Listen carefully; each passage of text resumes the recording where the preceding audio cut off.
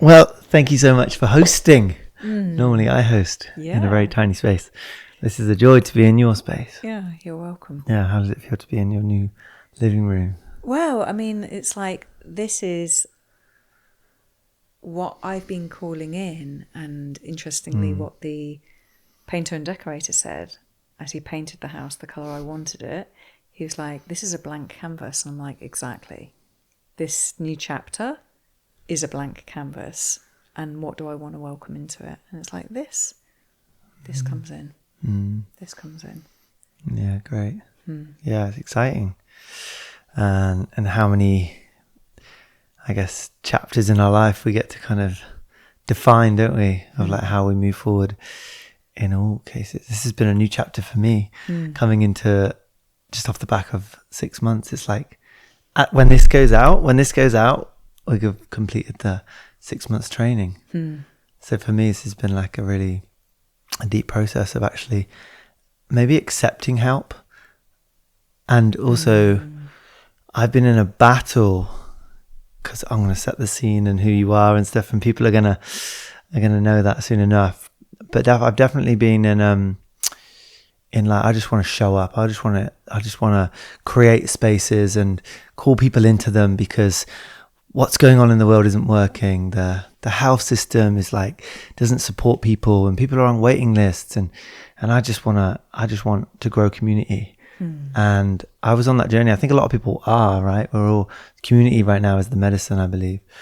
But there comes a time where it's very important to train in some level of in something that calls for me, for us. I think it's very imperative that we'll do that, because we don't get taught these things, and and we live in our own echo chambers also. And there's so many things to speak to about this, but let's just begin and ground us with like who you are, what you do, and also your why. Like what is your why in this work? So I'm Catherine Hale, and I currently call myself a nervous system healer. Well, the work I do is nervous system healing and expansion, and that kind of encapsulates quite a broad range of ways of working. I used to kind of call myself someone who focused on healing work, but what I found by doing that is that it kind of keeps people kind of stuck at some level of kind of constantly seeking healing. And so I put the word expansion in there as well, because actually that's where we need to be moving to, is towards understanding and the actual kind of physical and physiological shift into larger versions of ourselves. And so currently I work one-to-one with people, working very somatically with their nervous systems, working with developmental trauma to help them kind of come into a more fulfilling way of being in their lives. And then I run I co-lead a training with Rachel Rickards, the Field Online certified trauma-informed training, and then I also run some in-person experiences as well, which are deeply informed by this trauma-informed approach. So what is trauma-informed in the context of your work? Because trauma, I think the more I learn about it, the more I realize it impacts us all in some way, whether collectively, individually, personally, like generationally. There's many different kinds and ways into the conversation around trauma. And when I even say that word, there's preconceived conceptions, there's notions about it. And so what does it mean for you? What is your own, how would you ground that in your way? So I always kind of lead, facilitate, teach through my own experience, through my own embodied experience. And, if we go back to, I don't know, I'm in my early 50s now. In my early 20s, I first sought therapeutic support, and no one mentioned the word trauma then, and I had a lot of it. And then fast forward to my 30s, and I probably did about 10 years of therapy, and in that time nobody mentioned the word trauma. And so it wasn't really until about 10 years ago, maybe 12 years ago, that I began to find spaces and practitioners who were beginning to use this word, and I could begin to understand part of my lived experience through that lens. And I went on a very deep journey of my own trauma resolution. Started around sexuality, and then it kind of took me into all sorts of other areas. So I started kind of in the place where I was like, yeah, I'm having some real difficulties here, and this is where I need to bring some care and attention. And I thought that was going to be it. I thought, I've had some like experiences that were really challenging, and I want to be able to kind of move on from them. But what I came to see was that, yes, I'd had those experiences, but they actually sat on top of what was already a load of developmental trauma. And I hadn't really understood that was such a thing, 12 years ago. So I began to kind of unpack the developmental trauma piece, and understanding that, with the best will in the world, the parenting that I'd received had just been a repetition of what had happened in previous generations.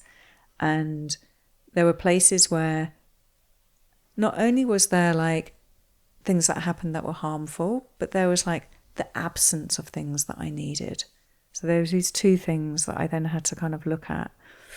And so when you begin to kind of understand, like, there's trauma that can happen, which we could call big trauma, and then this like more hidden, more insidious trauma, that's developmental trauma. It's like, well, the people who are showing up in my spaces, those who have big T trauma, well, they kind of know about that because it's an experience that they remember mostly. But hold on a minute, like most people here are also, that have experienced developmental trauma as well. And so then you also layer on top of that other experiences. So like the trauma from the systems that we live in. You talked about the healthcare that we have in this country now, and the problems around that, and in unequal access to health and wealth, etc., etc. And then we can begin to look at, well, there's also race trauma, ableist trauma, gender-based trauma, and so on and so on and so forth. And so what we're looking at is this kind of like multi-layered lived reality that we are all moving through the world with. And so then how does that relate to facilitation? Is that we have to understand that we are all highly complex individuals who've had our own kind of unique trauma signature. And, if we were to do this as like a graphic equalizer, it's like, well, I've got that much developmental trauma, but I've got that much, trauma experienced around gender, or trauma experienced around access to wealth. And so we all have a slightly different profile. And so as a facilitator, we need to understand that. And then we need to get super clear about, well, where are the areas where I have the most expertise? And how do I reach those people who have the challenges in those particular areas of trauma? Mm-hmm. Yeah. I think it's one huge thing that it was great to hone in on that on the course, knowing who you can work with, and also making sure I'm doing my best to work with certain people who I know I'm able to like meet, essentially, like emotionally meet, and I like be able to at some point relate to their experience as well, but also in knowing who I can't work with. That was that was a huge thing to definitely hone in on. Even I had some awareness of that, but like to really have accountability as well for that as well. Yeah. And that's definitely what the course has brought, and so many things. What supported you the most in your journey of understanding the developmental traumas and the things that you're realizing maybe you're stuck in the same habits, patterns, tendencies that you just weren't serving you? And I think that's a nice way in, perhaps, and I'd love your thoughts on how do we even realize there's trauma playing out, and it's like things that are unhealthy to us that we seem to be gravitating towards doing over and over again. Yeah. I mean, from my own personal experience, what motivated me was my suffering. Like, things weren't working in my life. I wasn't happy. I was depressed. I was very stuck in what I was doing professionally. And on the outside, I seemed to be kind of, functioning well. But actually, internally, I was really not okay. I was drinking too much. I was using that to kind of suppress how I was really feeling. And I think there was just a lot of like intensity. The emotions that were coming up in my system and the associated thoughts that would arise were really strong, and they had a very negative bias. And so it meant that like I struggled with trust. I didn't have a big social network. I wasn't doing what I was meant to be doing in my life.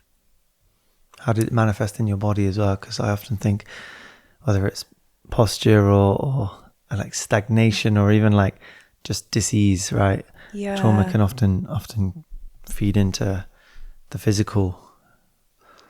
Yeah, I mean, I would say I didn't really have any kind of chronic health issues at that point. They kind of came later. But it was just more just a kind of general feeling of disconnect from myself, from others, and kind of like a ghost walking through life, really.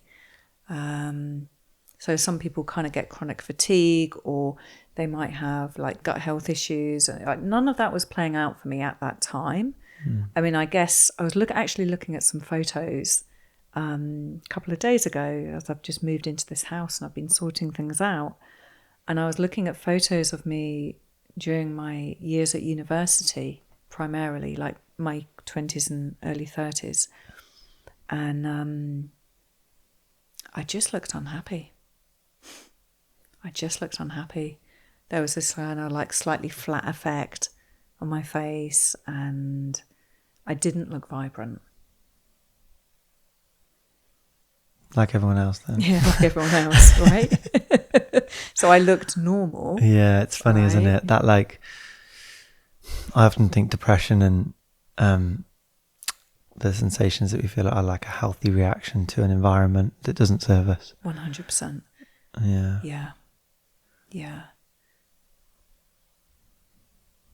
Yeah, say more about like the noticing that pain and then having the awareness, it sounds like, this doesn't have to be this way. Yeah.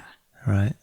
Yeah, so it was in my early 30s, and I had been travelling, and I'd ended up in New Zealand, beautiful place to be, and I had a snowboarding accident, not a major accident, but I had an accident, and I was in that moment trying to get residency in New Zealand. Like, I'd gone as far away from my life as I possibly could, Further south was the South Pole. I couldn't have gone much further away from the UK if I'd tried. And there was something about breaking my wrist, and like, I was just like, wow, I actually got something here I need to deal with. It was like this fracture, just minor fracture, but a big awakening. And I actually went back to London to sell a property that I co-shared with my ex-partner.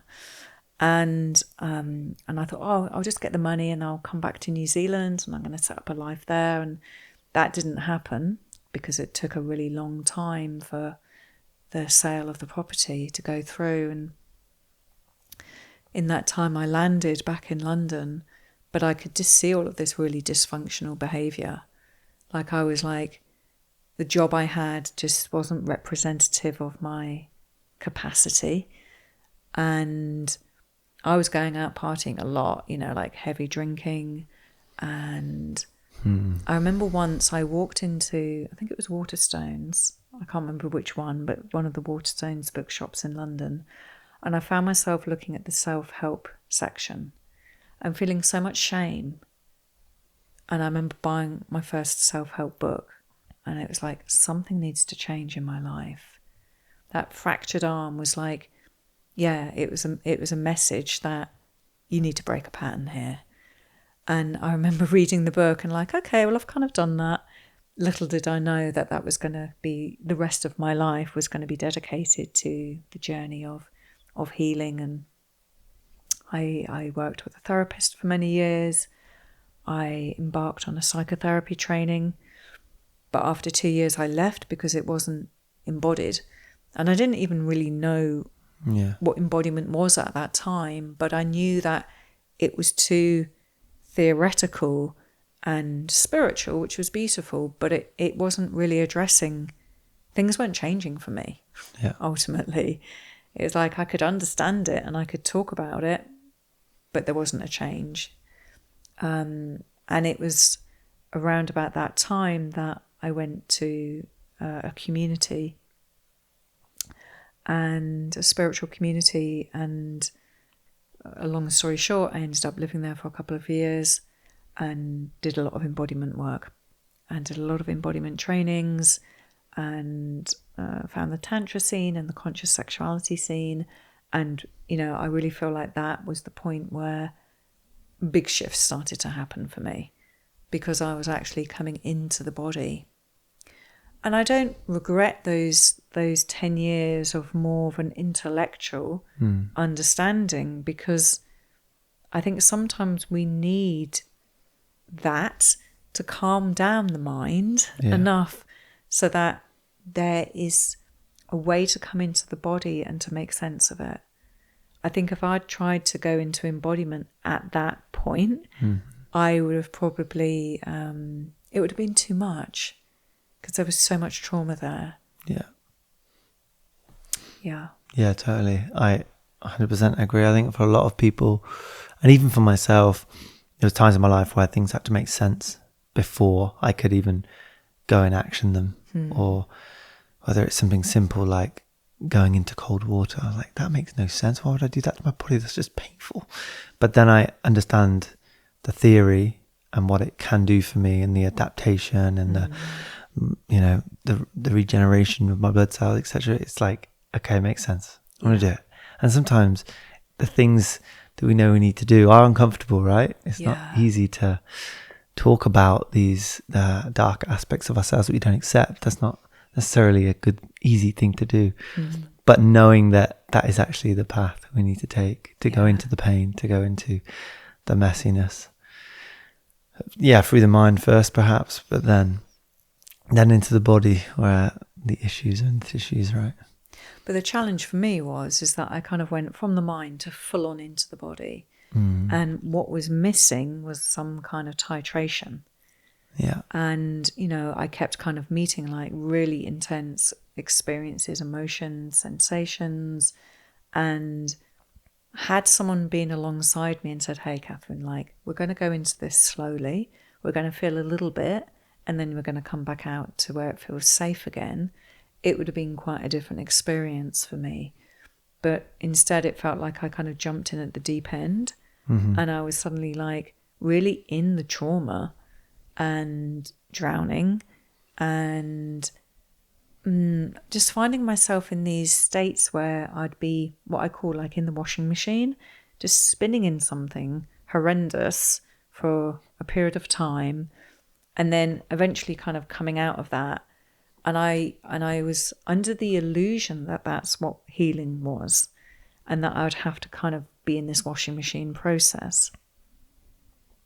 And it wasn't until, I know, sometime after that, that I realized that what I was doing was re-traumatizing myself repeatedly, because my system just couldn't cope with the intensity that I was experiencing, that I was kind of not inflicting on myself, but more like that's what was there. And I didn't know how to just feel a little bit of it at a time. I just thought you just had to go in and just, a little bit of a prayer and just jump right in. And so it's not until I really kind of started to understand trauma and the nature of trauma and what it really takes to heal trauma, which is not let's jump in at the deep end into the pool that's full of alligators, but it's like let's just dip a toe into the shallow end, and can we kind of like digest just a little bit at a time. And once I started to do that, then what felt like an ocean of challenge and difficulty started to become smaller because my capacity had got bigger. So rather than I got to jump in at the deep end, it was like I can actually reduce the size of this challenge, this trauma, by being bigger myself. And that wasn't about hurtling through it. It was actually about slowing down, because by nature I'm quite a fast person. I think you've probably seen that since you that surprises me. Hung out with me. Oh yeah, maybe. But when you're, holding space, it's all about slowing down. Yeah. I totally get that from you. So Right. there's maybe a healthy contrast at times. It's needed. When it's on, it's on. But no, that's what I was going to segue into next. Like what I definitely get from you is the slowing down and the sensitivity, the development of which has also made sense to me. It's like sensitivity isn't necessarily a negative thing, which I've fell into believing as a man. Sensitivity is bad, but it's actually my ability to sense, my ability to perceive, and my inner world matching my outer world, and like really attuning to that. So that's what I've got also from you, and the time we spent together online on the online training, is the slowing down, and just that's quite radical actually in some of the spaces that I've been in, and I'm sure you can relate. We can all relate. It's like a bomb's gone off in a room, and like people are kind of going through their processes, very evident in breathwork, dysregulated and unregulated places. But like there's this like sense with you that's slowing down. It's like, and Rachel's saying is build on successes. Like let's just go small. And the titration is huge. I think titration, I first heard that from Rachel. So yeah, what do you think? Do you think that's what's missing in a lot of the work of healing and tough development? Just a softer, slowing down approach, not trying to get there so quickly, just a more sustainable. When people are suffering, when there's pain, we want the pain to be over as quickly as possible. That's kind of human nature. And so it's like, what's the thing I can do that's going to quickly eradicate the pain?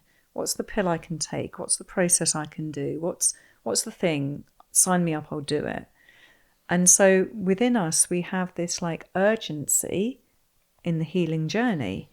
And so then, that gets not played upon by some facilitators, but it becomes like that's the culture. Yeah, we applaud it. We celebrate it, right? People doing we celebrate it. It's like, oh, well done. Look how quickly you changed that. Rather than, does your system actually have the capacity to hold that level of change? Is it going to stick? Or are you just going to go back into dysregulation again? And then you're going to be back next week, like needing to do the process again. So, we live in a culture of urgency around pretty much everything. And so it feels counterintuitive to approach healing from a place of slowing down. But it's only when we really slow down that we can sense and feel what is really there and the depth of what is really there and hold space for what is really there. When we're going fast, we're just kind of skimming, across the surface. I like the concept of parts. Like there's different parts of us that, are developmentally stunted because of experiences that we've had or not had in our lifetimes, especially in our early years. And I've lost my thread. Parts work. Yeah, what was I saying before that? Slowing down. Yeah, so when we go slow enough, we can come into relationship with these different parts, and we can get curious about what's really going on there, and we can begin to create kind of corrective experiences, embodied emotional, relational experiences that allow whatever traumas those parts are holding to be resolved and digested, which means that part kind of gets brought into present moment reality and is integrated and is no longer kind of a fractured part of self, which is hijacking and running the show and making us do things that we're like, why did I do that? Why have I gone down that same path again and repeated that same pattern and had inevitably the same outcome? Yeah, for sure. I think also what feeds into that is when I feel safe, when I feel held, supported, I feel like I'm not regulated. Let's say I'm slowing down in my life. I'm not so like frantic.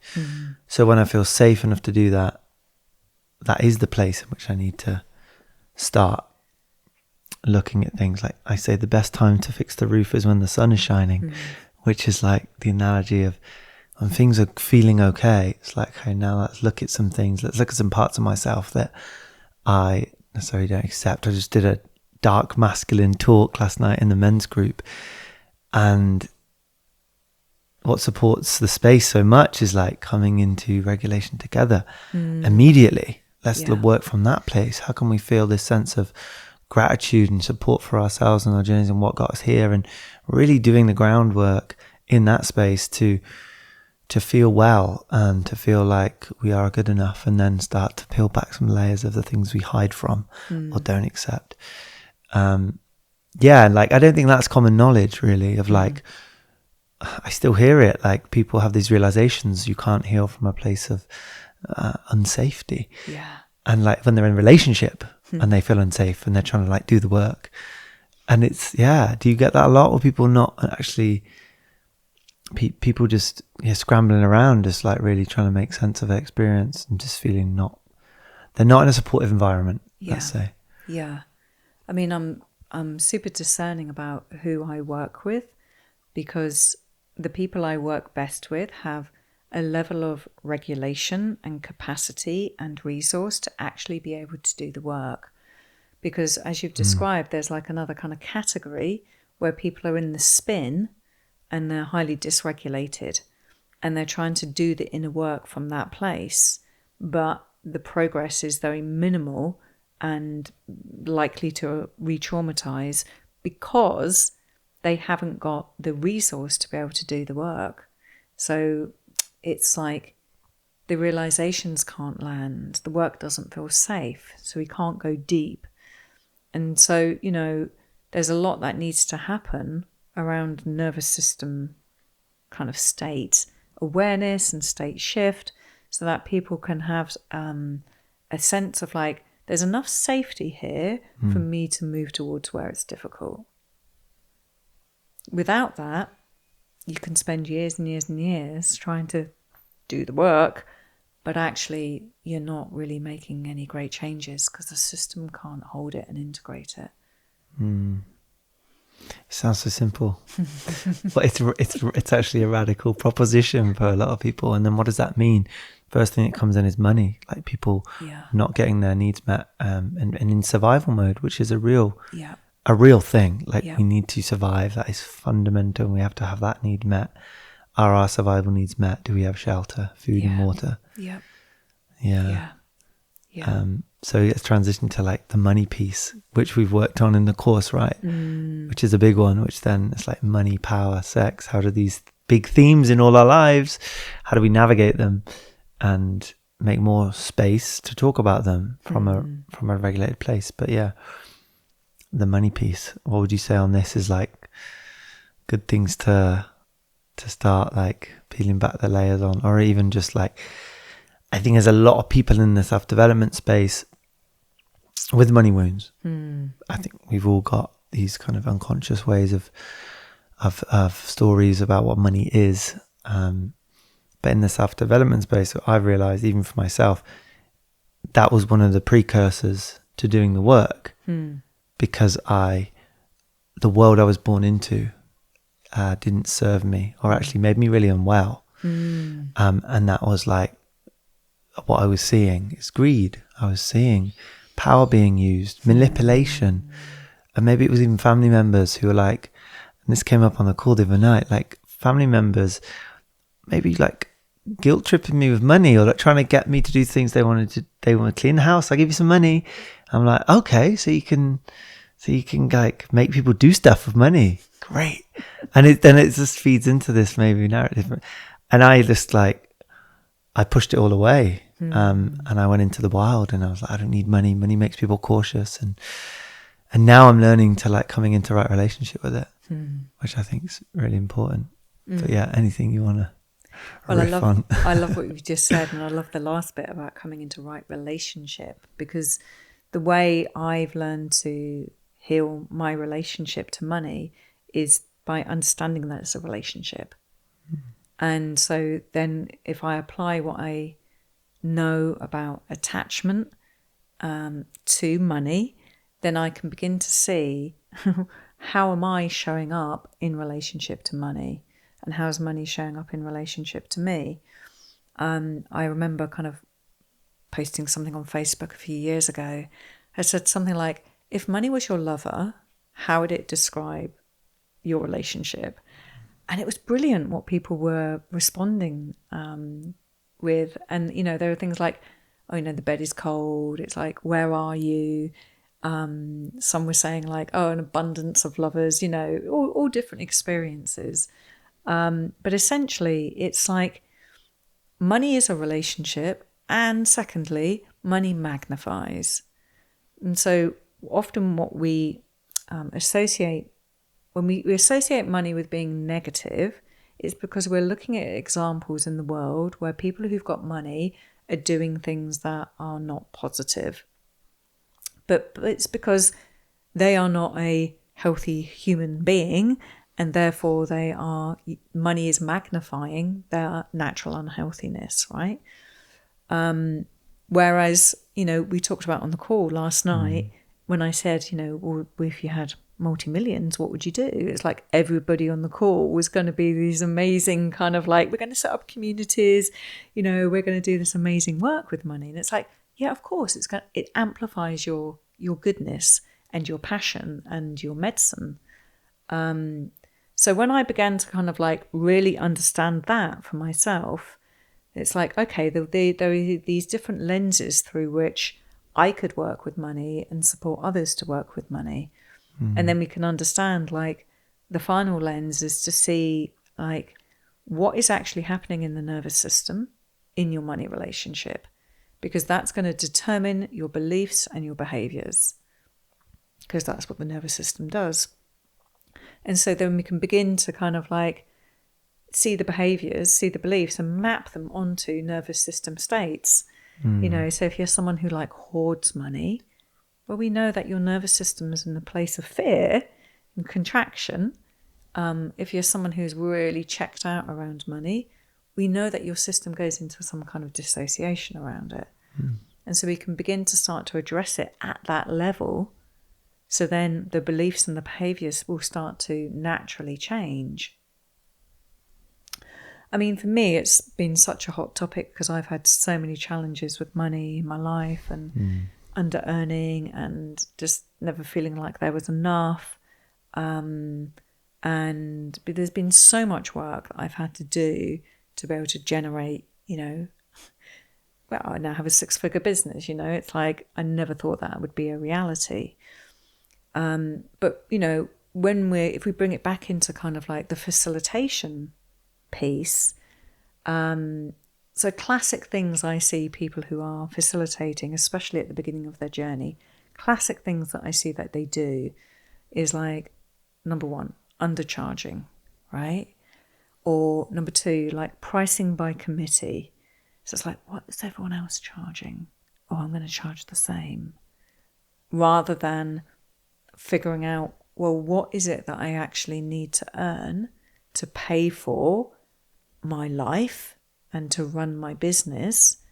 Oh, that's actually X amount. Well, I'm going to have to charge so that I can generate X amount in my business each month. Isn't that subjective though? Of like, if someone plucks a figure of like, oh, actually, I want to have this, I want to have this possession, I want to have this house. Yeah. And then they work from that point down to, okay, now I'm going to charge this because this is what I want to, this is the life I want to live. How would you navigate that? So we've got to understand, like, what is the value that we bring? And does that match what we want to charge for it? So let's say you're a beginner facilitator and you want to live this like multimillionaire lifestyle. Your facilitation isn't the place where you're going to be able to generate that income from with integrity, right? So I always think of this as like, we can have our ideal of where we want to be, of what that's going to look like, how many holidays we're going to have a year, and there are going to be steps that we have to take to get to that place. And so in order to get to that destination, then we're going to have to bring increased value to what it is that we're offering people. And so we need to develop our skills. We need to get better at business and learn.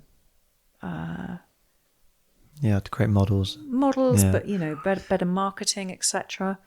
So as we grow in our leadership, so does the price that we can ethically charge people, because the depth of transformation that we can offer is more, or the depth of skill or knowledge or whatever it is that we're selling, we can offer more of that.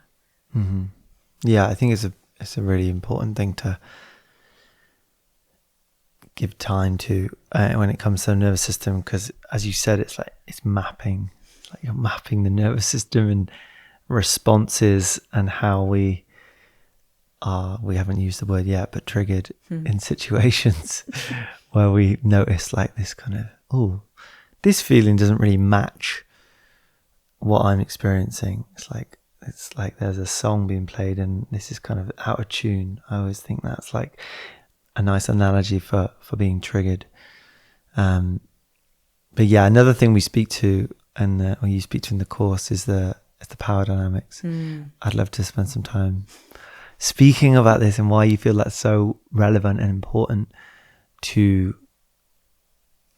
start learning about our own unconscious ways of being in the world and seeing other people and being in relationship with people when it comes to power. Yeah, it's such a hot topic for me at the moment. It's a big area where I'm learning and growing and seeking professional training as well, so that I can really embody this power piece with increasing integrity.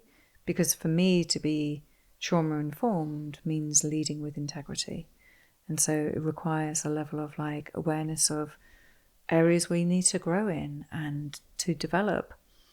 And so for me, this piece around power, to use a model that I've learned through right use of power, we need to understand that there are inherent power differentials at play. And, we all have access to personal power. The degree of access that we have will vary from person to person, and that will depend essentially on that person's connection to their inherent sense of worthiness and belonging. So the more you've kind of got a plumped up sense of worthiness, which is kind of the absence of that is because of developmental trauma, but the more we have access to that I'm okay. I'm a good person. I have a right to receive what I need. Have value in the world. Yeah, rather than, it's not entitlement, that's different, but it's just like, yeah, I have a right to be here. I have a place. I've been born, therefore I have a place in this world. And with that, we also kind of need to have this sense of like, I have a right to be here and I belong to here. And, you know, I'm making this kind of downward gesture with my hand as I do that, because for me, that's like really like anchoring into place, right? Anchoring into community, anchoring into like the soil of belonging. And the more I perceive that we have access to that, the more that we can rise in our own personal power.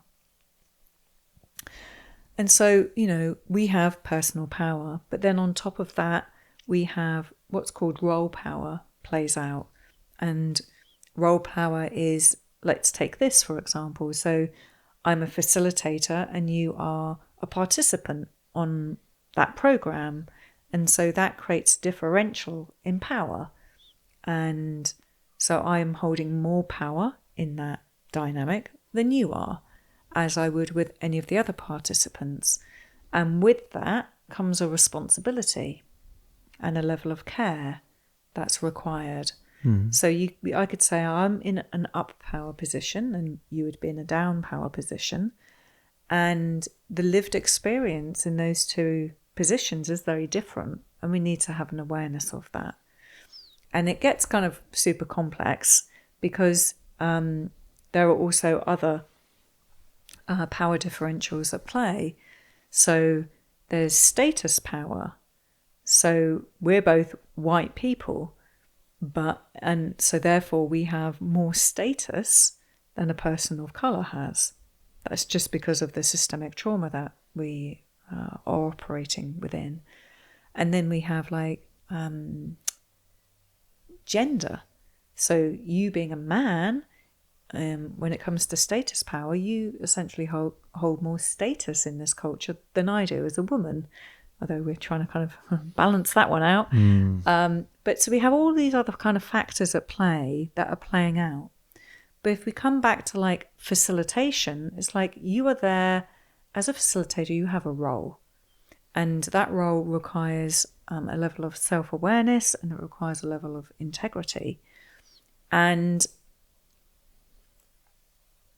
with that can become some discomfort around the things that we have to do in order to really hold that power as cleanly and as ethically as possible.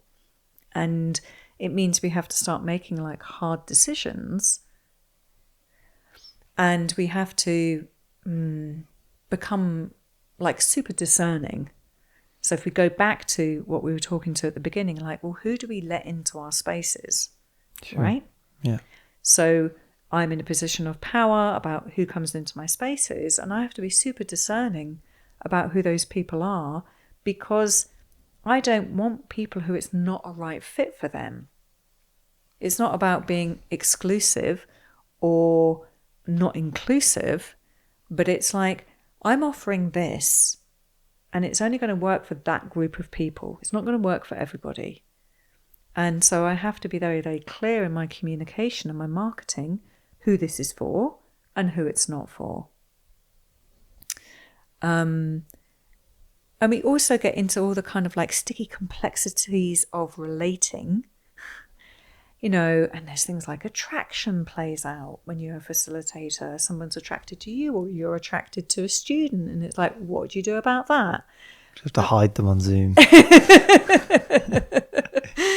You know, we have to address these issues as they arise. And then we have things like dual relationships, you know, where it gets super complex, where, you know, I've had, you know, been in spaces where I'm the facilitator, and I've had people in that space who are also like students and colleagues and friends simultaneously. It's like, and so how do we navigate these roles? And how do we bring awareness to them? And that's the first bit. It's like we start to name. It's like, okay, we're now in this role dynamic, and something has shifted. Yeah. Right. So like even now, us, like something has shifted because you've come here with your skill set, right? Your profession, and you're here in that role. And so there's something has shifted in the dynamic. So how do we do this as facilitators tangibly? Like what is my responsibility to do when it comes to power? Yes, like awareness, like understanding, am I relating to everyone in a more equal way? Or is there anything in the way of me treating someone not equal to everyone else? And like looking at that and being really humble and accountable to the power that I do have. And I brought it into the men's group. I was like, I have power here. And actually a guy, he was like, no, you don't. Like, no. And maybe it was hard for him to accept that I do. Yeah. But I was like, well, on a very simple level, if I removed you from this group, that would be using my power. Yeah. So I have to be very careful of how I do that, and I don't use it to manipulate and to control or... Yeah. So yeah, it's very, very important. But could you speak to some tangible things that you've maybe worked on for yourself? Yeah. When it comes to power. I mean, it's things like intention and getting super clear about, who is this for? So, I mean, that when I was doing a lot more kind of like body work around sexuality, it became like super obvious in those situations. But let's choose a different kind of situation here. So, I'll give you one example. So, I now have a very clear agreement with anyone who comes in at an assistant level, what that role is, what the expectations are, and what they can expect from me on an emotional level. I'm really crystal clear about that. And what happens when the container closes. Yeah. So the same with participants. It's like we're super clear about, this is my role during this container. This is how long this container is going to last for. This is what you can expect from me. These are the ways in which you can contact me. This is my position around engaging with students emotionally, sexually, romantically. So I have very clear kind of agreements in place. So it's like, I don't engage with anyone in my containers like for 6 months to a year, depending on the shape and form of the container. And that's just like a no-go for me. I won't entertain moving into a relationship with people. So that keeps the kind of space clear, and it doesn't bring in extra kind of like mudded dynamics into the container. Yeah. It's knowing roles is so simple but overlooked, I think. Yeah. Just what are people's expectations, because then it can get murky. It can get like people have different expectations unless it's very clear. Or we all do our best to speak to what our expectations of each other. Yeah, it's a big one. It's a real big one. What are you seeing out there in the world of facilitation? As I think we'll move the conversation as well to group facilitation and your experience in that space. What do you see people having like a really hard time with when it comes to group facilitations and maybe power? I see people not wanting to accept that they hold a position of power and that they want to kind of have a level playing field. But actually what happens when you are the person who's meant to be holding power, therefore inherently there is a hierarchy, and you try to flatten the hierarchy, what you do is you put pressure on everybody else, and it creates a lack of safety. Sure. Right? And it creates like emotional labor for everybody else. It's like, oh, we can, we're all here together. It's like, no, we're not. What do you guys want to do? Yeah. It's like you choose. It's like, no, people are coming to you because they want you to be making the decisions. And they are in that moment putting you into a position of power where you can make decisions and offer choices, etc., etc. And so, through the lens of like being trauma informed and looking at power together, it's like, that looks like providing choices for people. Like, we could go this way or we could go this way. Like, what's happening in your body right now? If your body was to decide, what would it want to do? It's giving people the permission to go slowly. It's back to what we were talking about earlier. It's offering kind of titrated experiences. And so, you as a person holding power, you need to be able to have this kind of skill set to be able to feel the needs of the group, offer choice, variation, because you are attuned enough to what is actually playing out. And ultimately, what all of that does is it creates safety. And when we have safety, bingo, that's where you get your transformation. It's like the golden ticket. It's like everything we're doing is to create safety and trust so that the body can go, it's safe to be here. Whew, now I can shift. Because in the absence of that, what we meet is like resistance, projection, so much other stuff that gets in the way and creates a complex field.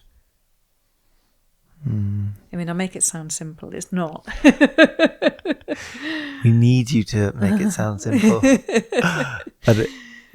for us to understand. Yeah. Okay. So, personal question for you. How do you, in a space when you're facilitating, differentiate between group responsibility and your power to enforce or construe or facilitate safety in the group? Yeah.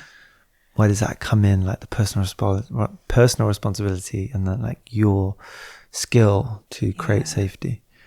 It comes back to what we were talking about at the beginning. It's like, well, who's in the room, right? Have we got a group of people who can take personal responsibility?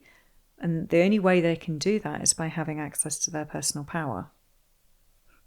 So, ideally, we want to be working with people who have enough access to personal power so that they can hand power over and go, yeah, it's okay, great, can you lead?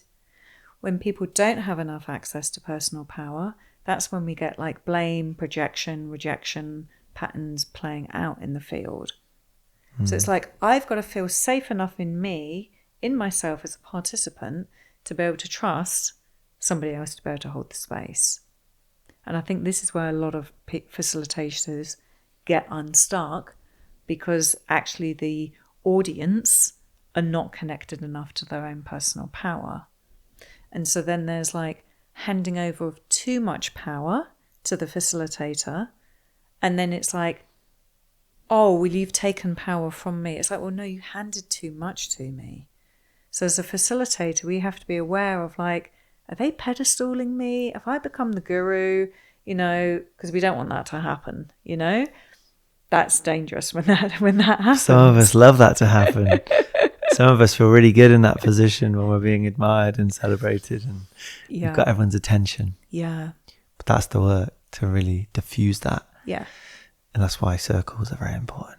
Yeah. So it's like stages. Humble leadership. I mean, I ran an event recently and, I can kind of laugh at myself as I make mistakes, and I'm standing there going, where are my glasses? And people are like, they're on your head. I was like, oh yeah, okay, great. Well, they fall on the floor and I can laugh. And I say something, I'm like, well, that didn't land, did it?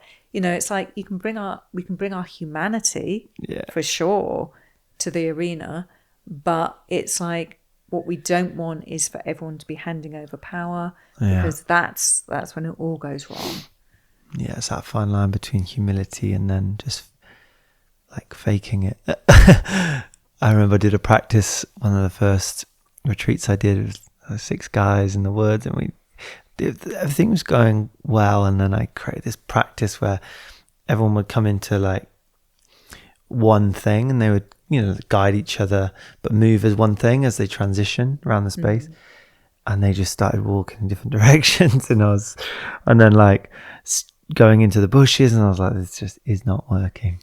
And I had to just like admit that and just bring it back and not like try and pretend I knew what was happening. Yeah. Yeah. And that builds trust when you do that. Yeah. It's like, okay, stop everyone. This isn't working. It's not going in the direction that I wanted it to.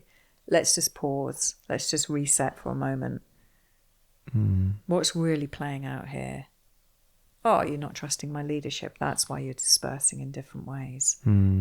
What do we do about that? Or what do I do about that as a facilitator? Yeah. Yeah, I'm realizing more and more that it's the art of facilitation. It's so many things, facilitation, and the risk seems to be quite high. It's like undefinable. So as a business, it's like I'm like working with so many different aspects of the human experience. It's really hard to put into words, but then it's also so magical when you have, when I have a group of people that are really like, they come and there's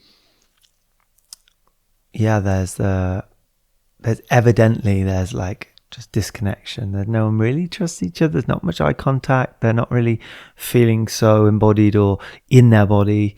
There's a lot of questions coming in people's minds about, what am I doing here? How is this going to go? Uncertainty, not much trust in just life, really. And I think that's how people do move in the world.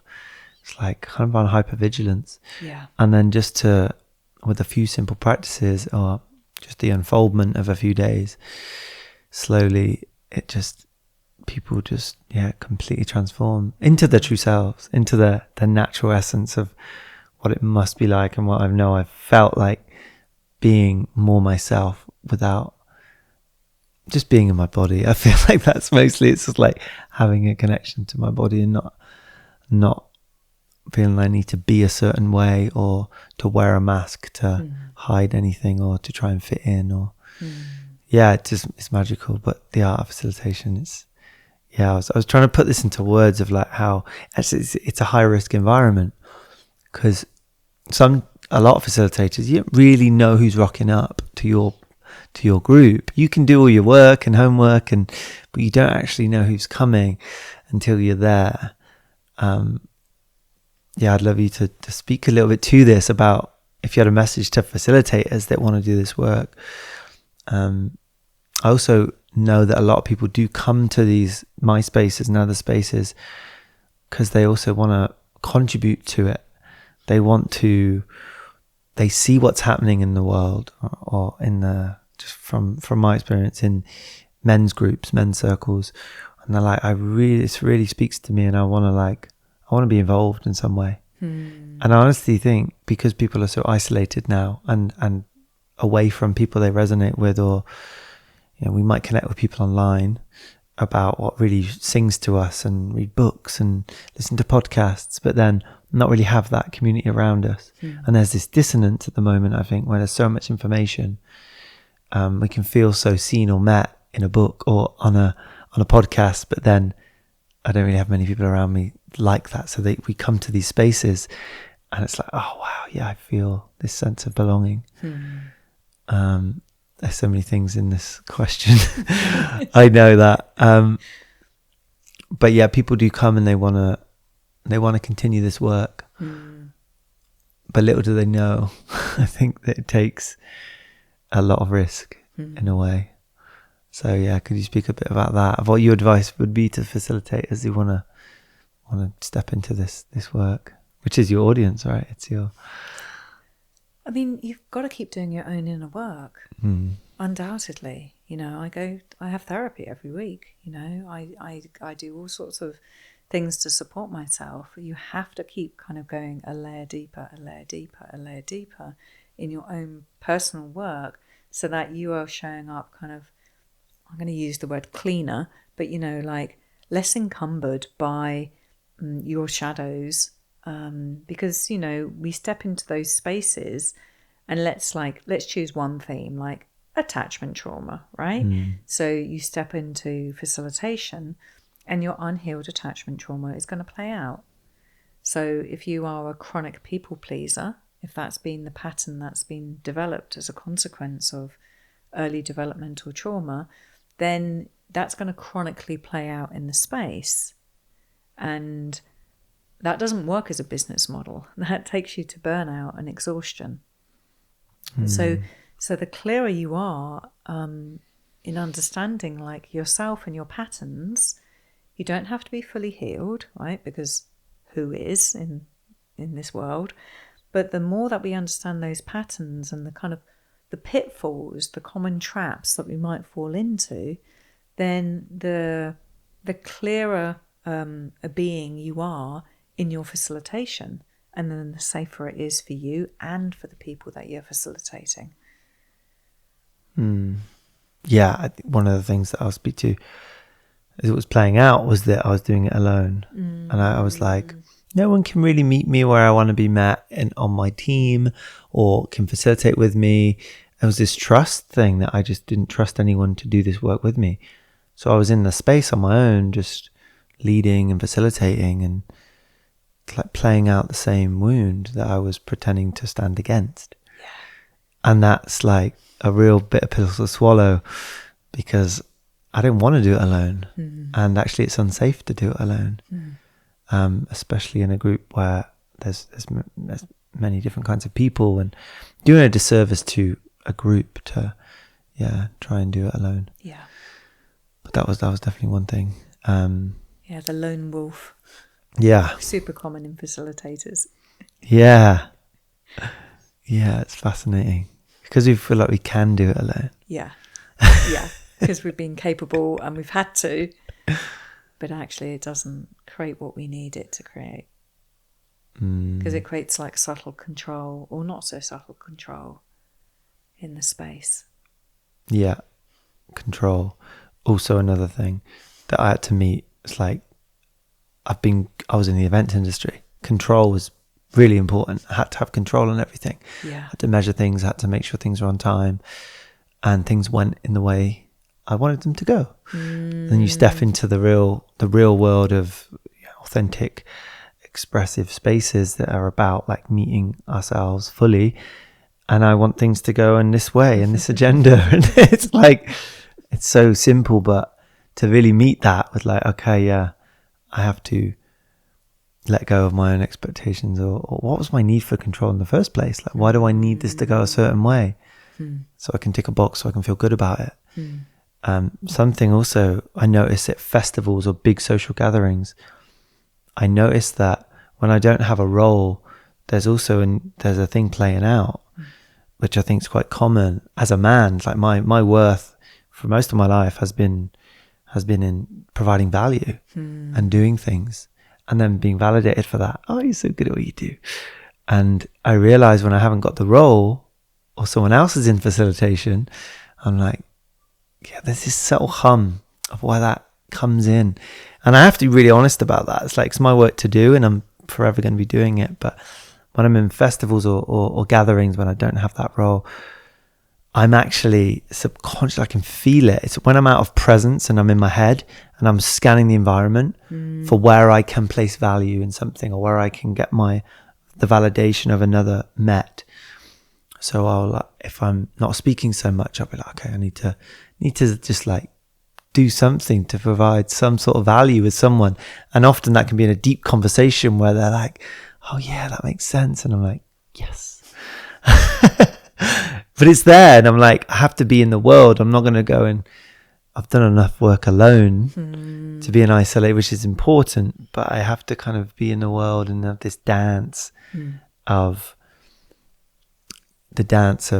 being in the world with those patterns, which are also, sometimes our patterns can be in like, it's like one could be food. Food is something you need to survive. Being social is something I need to survive. But how do I work with the pattern whilst also getting that need met? Does that make sense? Yeah.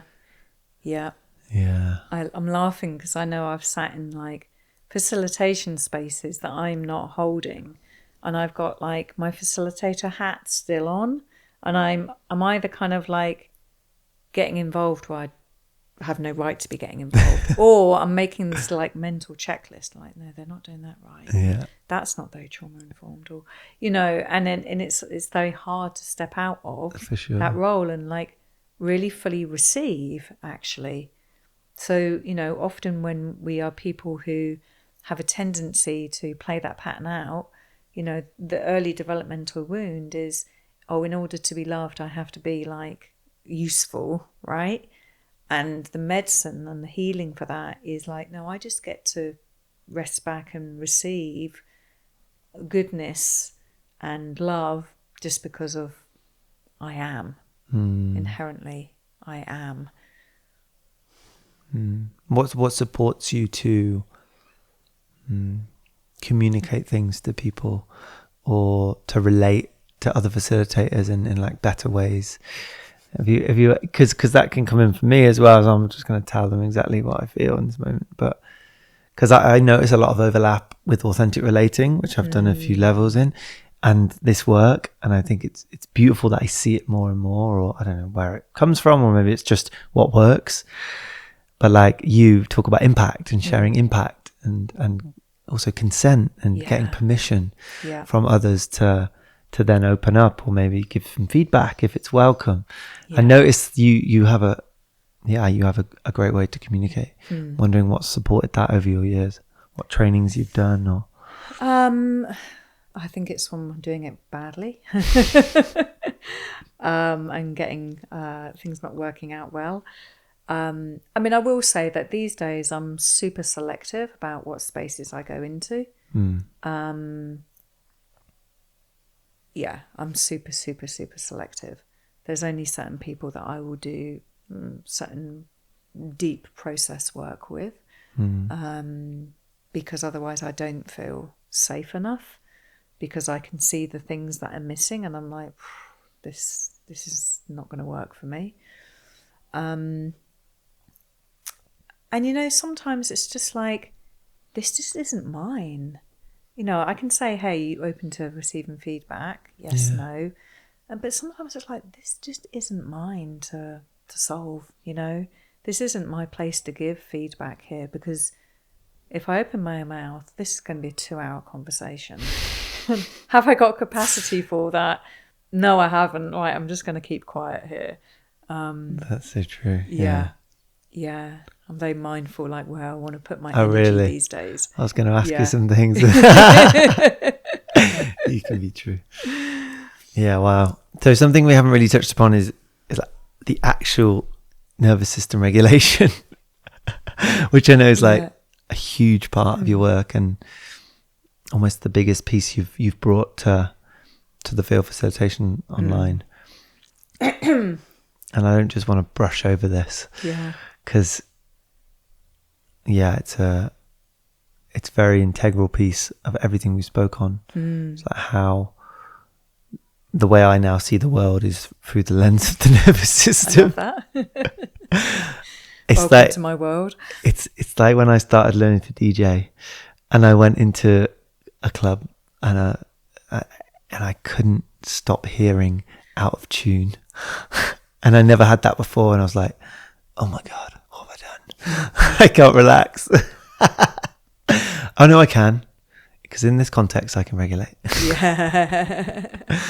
When I'm noticing what's not that, I can then start to regulate and understand why. It's powerful. I don't know what we need to discuss here to bring people into this, the importance of it, because I just see this as a necessity for everyone to lean into a little bit more. And it's there's a great quote that my friend always says. It's every diagram of the nervous system is wrong, but some are useful. Have you heard that before? No, but it's true. Yeah, it makes sense because it's like, okay, this is what we know now. And there's many pieces to the puzzle, but like, can we get closer to understanding what is working? And I guess one big piece I've learned from doing the work with you is it's not like a negative experience going into one aspect of the nervous system. It's we just don't want to stay there. And it's how we transition, and what tools we can have to transition from one state to another. With each other as well as being a big piece, like doing it together and with other people. I mean, I think, you know, when I started to kind of really get this work, I know back in like 2016, I started to like really dig into the nervous system and do trauma trainings. And I began to just kind of see, I'm like, oh, well, here are these, I think in pictures quite a lot, right? So it's like, oh, well, here are these different states of the nervous system. And in those different states, there's different physiology. And in those, and there's going to be different thinking and different behavior. And it was like, I could just see these consistent patterns. And it's like, when I feel agitated, or let's say, no, when I feel anxious, my mind is always going to race. My chest is always going to feel tight. I'm going to move towards catastrophic thinking. Guaranteed. And it's like, oh, there's a predictability here. It's not that something is broken in me.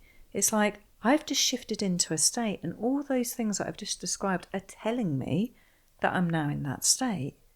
Well, that's really useful information, because if I can recognize that, then there's something I can do to get myself back out of it, instead of just being in this swirling mess of like, all of this is happening and I'm acting out from that place. I feel like there's a level of empowerment that we can connect to, because it's like, okay, I'm feeling anxious. I know when I feel like that, actually what my body needs is mobilization. I need to go for a brisk walk. I need to dance. I need to let that energy move. I definitely don't need to sit down. I definitely don't need to be on my computer. I definitely don't need to be ruminating, right? That's just going to exacerbate those symptoms. So, learning like, what are my go-to strategies to get myself out of that dysregulation? Like, one, recognize it's dysregulation. Two, know what strategy is right for me to shift me out of that state. Because what we often see a lot on social media is people talking about nervous system dysregulation, and then they're like, and here's the list of things that you can do. And it's like, no, we've got to get really specific and nuanced here. Like, we don't want to jump into an ice bath when we're feeling dissociated. That's completely the wrong thing to do. It's like, physiologically, it's the wrong thing to do. If you're feeling angry and frustrated, that would be a really supportive thing to do. So it's like, we need to kind of like understand the system. And it's not rocket science, right? It really is quite simple to map it. I show people the diagrams of it, and they get it quite quickly. Once we know that, and like as a facilitator, we can keep bringing ourselves back to regulation, which is like the single most important thing to do when we're facilitating. Because the minute we're dysregulated, it's like everyone feels it, whether they consciously know that or not. It's like, what just happened? So we want to be like emanating safety because we're regulated. And when we can do that, we're kind of sending out this signal of like, this is safe, this is safe. Everyone else's bodies picks that up, their nervous systems register that, and it's like, oh, okay, it's safe here, I can do the thing. So that's the first kind of most important thing. And then secondly, we need to be able to recognize in the people that we're working with what state they're in, and to be able to guide them back to regulation, and to teach them how to recognize their state and to come back into regulation again.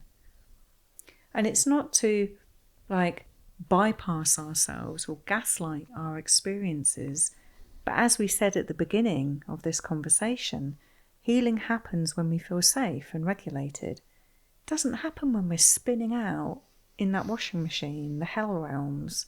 It doesn't happen there. It's like coming back to a degree of safety, and then we can be with the rage or the shame or the grief. I mean, those are the three core experiences that are really at the heart of the traumas that we're healing, developmental and otherwise. And when you work with people on exactly that, regulation, do you offer practices and see what works for them, or do you give them some sort of responsibility with that? Yeah. Because I often find, especially in a group space, I don't want to put them into their heads around starting to telling them which things associated with it, which part, and there's a balance, right, of like when to bring that in. Yeah. Because it's important to it's like, this is empowerment. This is what's going to help you integrate all of this work. Is when this comes up, you come, especially in like conflict with a partner. Yeah. That's a perfect example. What do you do to come back into a sense of connection with them, with yourself? That's primary. So yeah, how do you navigate that when you know someone is disassociating, or do you have like specific practices work, or is it always a bit more nuanced than that? So what we're always looking for, like, we can have a practice, but we want the practice to match the intensity of the dysregulation. So I often use like a scale of 0 to 10, with 0 being the least and 10 being the most. And let's use dissociation as an example. We might say to someone, they recognize that they feel checked out. So it's like on a scale of 1 to 10, how checked out do you feel? And the closer they get to 10, you know that they're less connected to themselves ultimately. And so any practice that you offer needs to meet them where they are. So if they're a 9 out of 10, you've got to offer them a practice that can match a 9 out of 10. Which, for someone who's very, very, very dissociated, we need to go in really slowly, really gently, and offer like micro movements essentially, but perhaps just starting with stillness and then coming into micro movements. Which might just be like, can you feel your hands, and can you allow your hands to just move like ever so slightly? And they might be like this, they might be like head down, eyes not making contact. And slowly we just keep offering invitations that allows somebody to come back. There may be a breath practice which is offered. Or let's say somebody is feeling a high level of, they're in a fight response, right? And, so a fight response, like there's an impulse that wants to be expressed through the body with fight, which is, I want to mobilize towards, right? So if I'm in a fight response towards you, I'm going to move towards you. My limbs are going to move towards you, right? There's going to be a natural, like, basically I want to punch or I want to kick, right? And so we want to offer a practice that matches the intensity. So if it's a 2 out of 10, it might just be like, I'm going to press down and push against something, right? But if it's like a higher level of intensity, we're going to need to offer a practice that matches that. But what I was going to say even before any of that is, when you're facilitating a group, because we don't want to get all into the words and the kind of the science of this, because we lose everybody, is I often say to people, if your body was in charge right now, what would it have you do? Is there an impulse to run, to push, to hide, to collapse? And can you give yourself the permission to follow that? And then you're going to see people doing different things in the room. And the more permissive you can be, the more they're going to kind of do the thing. I remember once, there were some people with really strong flight response in the room. And I was like, I could see how strong it was. And I was like, does that flight response want you to leave the room and go and run around the grounds? And they were like, yeah. And I said, great, go and do it. And they said it was the most liberating experience for them, because they've been so used to kind of having to contain that energy. Yeah. And it was like, no, you need a big expression of that. That impulse is really strong. So match it with a movement that actually meets it. Just makes me think of all the kids locked in classrooms. That was my past career. I have such a forgiveness letter to write to all those children who were kind of stuck and trapped and told to sit still. And yeah, because the disconnect starts so young, right? When we start to, I can feel emotion coming up, so start to dissociate from our own instincts, our own primal sense of power, sense of autonomy, sense of authenticity, what we want to do and how we want to express. And not so much from a young age, but like especially when it's like the whole of human evolution from a certain age, from 7 to, maybe teenagers, play is everything. Mm-hmm. Play is such a big part of our life, to learn, to grow, to meet edges, to trust ourselves. And that's just not happening. Mm-hmm. And like, you've got millions of years of evolution just like kind of wanting our bodies to do something, and then we're told to do something else. Yeah. Suppress the impulse. Don't do that. You need the toilet, you have to wait. All of that. We get told to like to not trust what's actually the body is communicating to us. And we kind of betray the body. We betray the animal body that we are. And so, a lot of this work is really kind of giving people the permission and trust in themselves that they can start to follow those impulses again, and that we hold it in such a way so that it's safe. Because what we don't want to happen is, let's say someone's like in a really intense fight response, and they're like, well, my impulse is I want to come and punch you. It's like, well, we're not going in that direction, because certainly cathartic groups in the past have been like that. So we need to kind of have some kind of like boundaries, guidelines, and containment around it. Yeah. But it's because we haven't, somebody who wants to do that, it's because we haven't learned and been guided into safe ways of meeting this strong energy that wants to attack the other. It's huge. I love it. Thank you so much. If you could plant a seed in the heart of every facilitator, what would that be?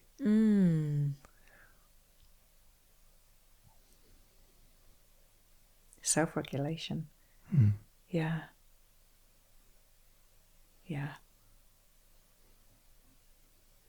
Because it's from there that literally the neurons and the physiology communicate so much into the spaces that we're holding for others. Yeah. If you've got that on board, you're a long way into holding safe space. Yeah. And it's permission to invite everyone to do that with you. Yeah. As you go, whether that's a partner, whether that's a group, whether that's your friend, just to, do that as you go, but you can invite people to do it with you, kind of thing. Yeah, amazing. Anything we've missed? I feel like we have covered quite a lot of ground. We've covered quite a lot. We could talk for hours. I have a suspicion. I've been holding back. Yeah. Anything we've missed though that you want to speak to, that you feel is really important for people to get, and then we'll speak a little bit more to the training. No, I think we've done a good job so far. Yeah. So anything about the upcoming training in November? Starts in November, and you've nearly sold half the places. So what do people need to know about that? I guess if people are curious about or are already holding space, I think probably more the latter, right? Yeah. So for people who are already holding space but are aware that there are some skills which are missing. So all the pieces that we spoke into. So like, what does embodied trauma-informed leadership actually entail? What does your relationship to power, and how do we work with that? How do we work with you becoming a leader who leads with integrity? How do you actually design your facilitation business so that it's sustainable, at least, if not regenerative? How do we create community around this so that we can support each other and, be part of each other's events, which I think is also a big part of what Rachel and I are creating. It's beyond just this training, but, how do we create this new culture? Because, what we haven't talked into is the body of work that I've created, which I've kind of fused with Rachel's work, is called Culture of Care. And for me, this is about how do we actually create this culture that has a new attitude to care, not in the kind of like, oh, I'm going to wrap you in cotton wool kind of care, but more like a care that has integrity, a care that has depth, a care that has understanding of power, a care that understands that it can't help everybody, right? That's what I want to create. And it's like, it's not just like a handful of people, but it's like, how do we create spaces that are the embodiment of that? Because, you know, my purpose here on this planet is to create transformation. That's super clear for me. And we can only do that when we actually have the spaces that can really hold the depth of transformation that's needed.